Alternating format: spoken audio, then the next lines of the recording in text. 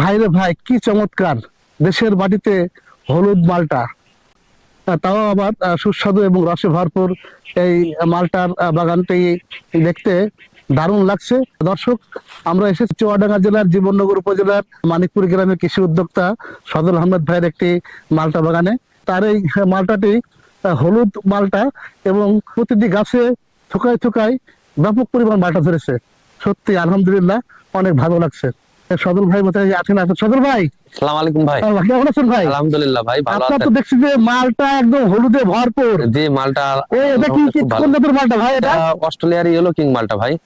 এটা কি হলুদই হয় হ্যাঁ, এটা ন্যাচারাল এরকম হলুদ হয় ভাই। না কোনো কিছু দিয়ে দিয়ে এগুলো না করেছে? না না, আপনার ন্যাচারালি হলুদ হয় ভাই। স্বাদ কেমন? এটা বাজারে মালটা থেকে মিষ্টি হয়, অনেক রসালো হয়। আচ্ছা আর বড় বৈশিষ্ট্য, বাংলাদেশে যে মালটা গুলো চাষ হয় সে মালটা গুলো সব শেষ হয়ে গেছে। আচ্ছা আর আপনি ডিসেম্বর মাস, জানুয়ারি মাসে আপনি বাংলাদেশে কোথাও কোনো মালটা পাবেন না। কিন্তু আচ্ছা, আমাদের এই বাগানে প্রতিটা গাছে এরকম এসে দেখবেন 150-200 কেজি ফল ধরে আছে প্রতি গাছে।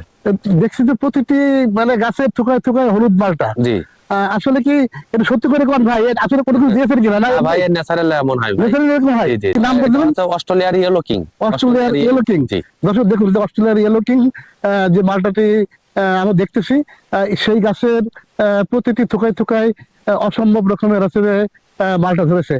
সদর ভাই, আর একটা জিনিস বলবেন যে এই একটা গাছে কি পরিমাণ মালটা আহ, হয়ে থাকে? একটা গাছে, এখন গাছের সব লাগানো একই সাথে, হুম। কিন্তু হাতের যেরকম 5টা আঙ্গুল সমান হয় না, এরকম গাছের গুঁড়ো তো এরকম এক এক জায়গায় এক এক রকম হয়। তাই দেখা যাচ্ছে কোনো গাছে 150 কেজি আছে, কোনো গাছে হচ্ছে 200 কেজি আছে, কোনো জায়গায় 150 কেজি 60 কেজি আছে। এইভাবে ফল ধরেছে আমার গাছে।